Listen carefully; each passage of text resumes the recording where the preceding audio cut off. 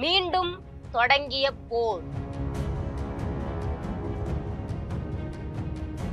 பேச்சுவார்த்தைக்கு இடமே கிடையாது.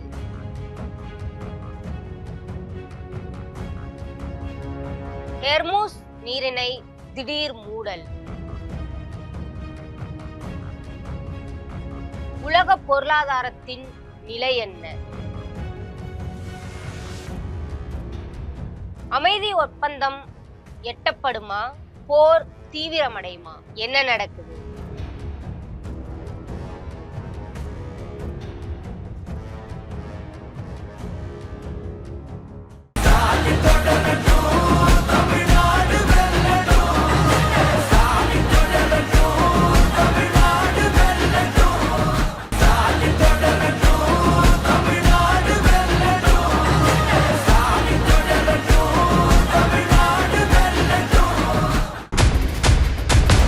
பேர் என்ன?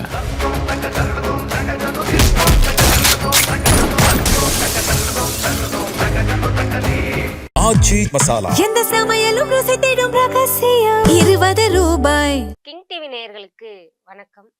அமெரிக்க அதிபர் டொனால்ட் ட்ரம்ப் அவர்கள் போர் நிறுத்தம் அப்படின்னு அறிவிச்சு ஒரு 24 மணி நேரத்துக்குள்ளேயே லெபனான் மீது இஸ்ரேல் தாக்குதல் நடத்தியிருக்காங்க.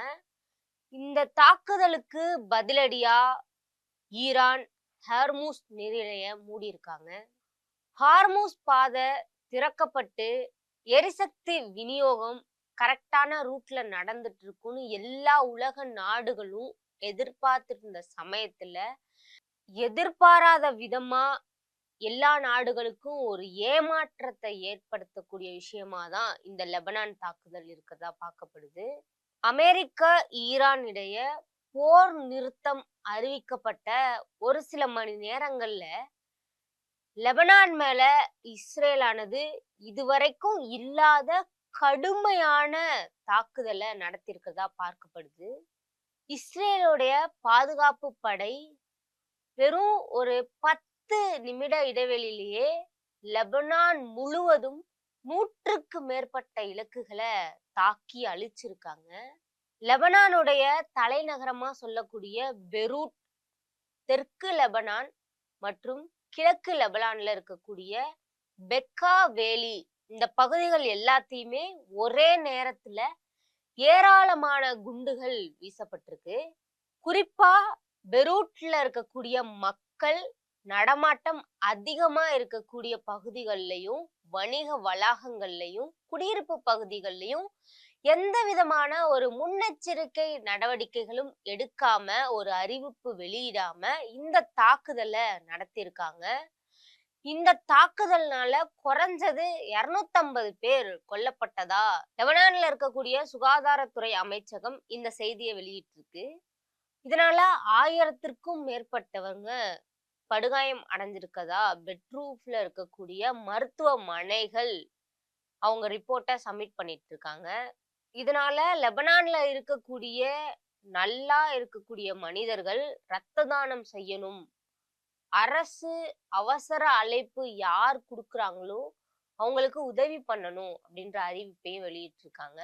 அமெரிக்கா ஈரான் இந்த போர் ஒப்பந்தத்துல லெபனான் மற்றும் ஹிஸ்புல்லா சேர்க்கப்படல அப்படின்னும், இஸ்ரேலிய எல்லைகளுக்கு அச்சுறுத்தலா இருக்கக்கூடிய ஹிஸ்புல்லாவை ஒடுக்குற வரைக்கும் இந்த தாக்குதல் தொடரும் அப்படின்னும் இஸ்ரேல் பாதுகாப்புத்துறை அமைச்சர் காட்ஸ் தெரிவிச்சிருக்காரு.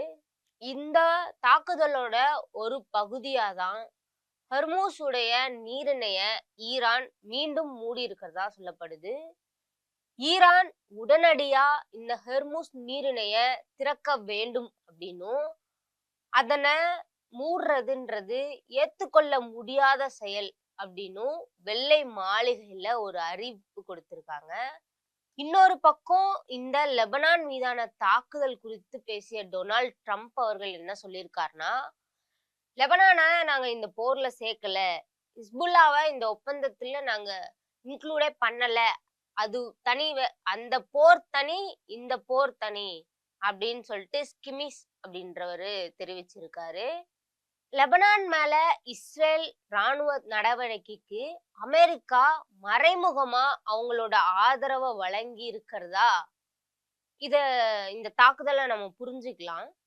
அதாவது இந்த போர் நிறுத்தம்னு அமெரிக்க அதிபர் டொனால்ட் ட்ரம்ப் அவர்கள் அறிவிச்சார் இல்லையா, அப்போ அமெரிக்கா ஈரான் இடையே இருக்கக்கூடிய போர் நிறுத்தத்துல நாங்க தான் முக்கிய பங்கு வகிச்சிருக்கோம் அப்படின்னு பாகிஸ்தானோட பிரதமர் ஷபாஸ் ஷாரிப் சொல்லியிருந்தாரு.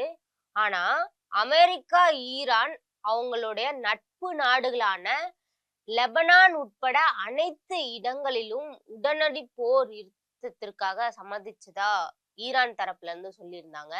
ஏற்கனவே ஈரான் பலவீனமா இருக்கு அப்படின்னு டொனால்ட் ட்ரம்ப் அவர்கள் நிறைய மிரட்டல்களை கொடுத்திருந்தாங்க. அவங்கள அழிக்கிறதுக்கு நாங்க அதிகமான போர் வீரர்கள் படைகள் எல்லாத்தையுமே எங்க சைட்ல வச்சிருக்கோம், நாங்க இறங்குனா நீங்க தாங்க மாட்டீங்க அப்படின்ற மாதிரிலாம் ட்ரம்ப் அவர்கள் பேசியிருந்தாரு. ஆனா இப்போ இந்த தாக்குதல் லெபனான் மேல நடந்திருக்கிறது ட்ரம்ப் ஒரு சைடு போர் நிறுத்தத்தை அறிவிச்சதுக்கு அப்புறம் இஸ்ரேல் இப்படி செஞ்சிருக்குன்றது இஸ்ரேல் அமெரிக்காவுக்கு அவங்களோட ஒப்பந்தத்தை மதிக்க விரும்பலையா, இல்ல ட்ரம்ப் அவர்கள் வேணும்னே இஸ்ரேலை தூண்டி விட்டு லெபனான் மேல தாக்குதல் நடத்த வச்சிருக்காரா அப்படின்றது பல பேருக்கு புரியாத புதிராவே இருந்துட்டு இருக்கு. இந்த பிரச்சனைக்கெல்லாம் இடையில இஸ்மாயிலாபாத்ல நாளைக்கு ஒரு ஒப்பந்த பேச்சுவார்த்தை நடக்க போறதா ஒரு தகவல் வெளியாயிட்டு இருக்கு. இந்த பேச்சுவார்த்தையினால கண்டிப்பா ஈரான் அமெரிக்க இஸ்ரேல் போர் முடிவுக்கு வருமா, ஒரு அமைதியான ஒப்பந்தத்தை எட்டுவாங்களா அப்படின்னு உலகம் முழுக்க இந்த ஒப்பந்த பேச்சுவார்த்தையை தான் உன்னிப்பா கவனிச்சிட்டு இருக்காங்க. இந்த இஸ்மாயிலாபாத் அக்கார்ட் அப்படின்னு அழைக்கக்கூடிய பாகிஸ்தான் முன்மொழிந்த அமைதி திட்டத்தினுடைய முக்கிய அம்சமா இந்த பேச்சுவார்த்தை நாளைக்கு நடக்க போறதா சொல்றாங்க. இந்த பேச்சுவார்த்தை ஒரே நாள்ல முடியாது, ஒரு 15 நாட்கள் எடுத்துக்கும் அப்படின்னு சொல்றாங்க. இதனால இந்த பேச்சுவார்த்தையில 2 நாடுகளுடைய முக்கிய தலைவர்களும் இந்த பேச்சுவார்த்தையில நேருக்கு நேரா பேசுவதா சொல்றாங்க. ஒருவேளை அவங்க பேச வரல அப்படின்னா அவங்களுக்கு பதிலா ஒரு முக்கியமான பிரதிநிதிய பேச்சுவார்த்தைக்கு அனுப்பி வைப்பாங்க. ஆக்சுவலா இந்த பேச்சுவார்த்தைன்றது இஸ்ரேல் ஈரானுக்கான பேச்சுவார்த்தையா இருக்காது, அமெரிக்கா ஈரானோ இந்த 2 நாடுகளுடைய பேச்சுவார்த்தையா தான் இருக்கும் அப்படின்னு சொல்லியிருக்காங்க. பாகிஸ்தான் இந்த 2 நாடுகளுக்கும் இடையில நடுநிலையா இருந்து இவங்க பிரச்சனையெல்லாம் தீர்க்க போறதா ஒரு செய்தியும் வெளியாயிட்டு இருக்கு. இந்த பேச்சுவார்த்தைக்கும் இஸ்ரேலுக்கும் சம்பந்தமே இல்லை அப்படின்னு சொன்னா உங்களால நம்ப முடியுதா? இந்த பேச்சுவார்த்தை ஒன்லி அமெரிக்கா ஈரானுக்கு மட்டும்தான் சொல்லியிருக்காங்க, இஸ்ரேல் இதுல வரத்துக்கு வாய்ப்பே இல்லை. அதனாலதான் ஒரு சைடு லெபனானை தாக்கிட்டு இருக்காங்களா அப்படின்ற கேள்வி எழுப்பப்பட்டிருக்கு.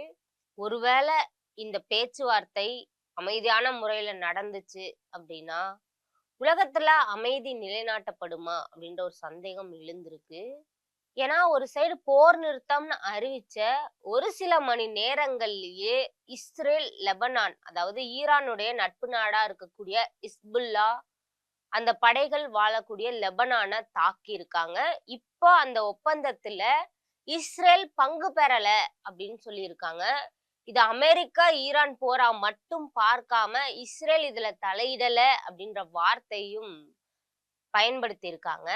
இது ஒரு எதிர்பாராத தாக்குதலா இருந்தா கூட மத்திய கிழக்கு பகுதிகள்ல அமைதி திருப்பி ஏற்படுத்துமா, இல்ல இந்த லெபனான் தாக்குதலுக்கு ஈரான் பதிலடி கொடுக்கும் வகையில இஸ்ரேல்ல தாக்குதலை நடத்துமா, போர் இன்னும் தீவிரம் அடையுமா, இந்த போரை தீர்மானிக்க கூடிய திருப்பு முனையா யார் இருக்க போறாங்க அப்படின்றத தொடர்ந்து பார்ப்போம்.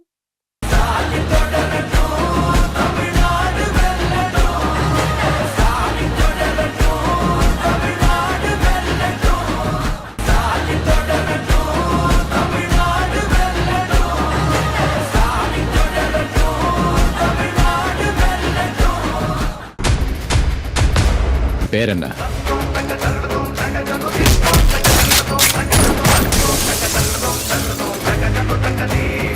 ஆச்சி மசாலா. எந்த சமையலும் ருசி தேடும் ரகசியம் 20 ரூபாய்.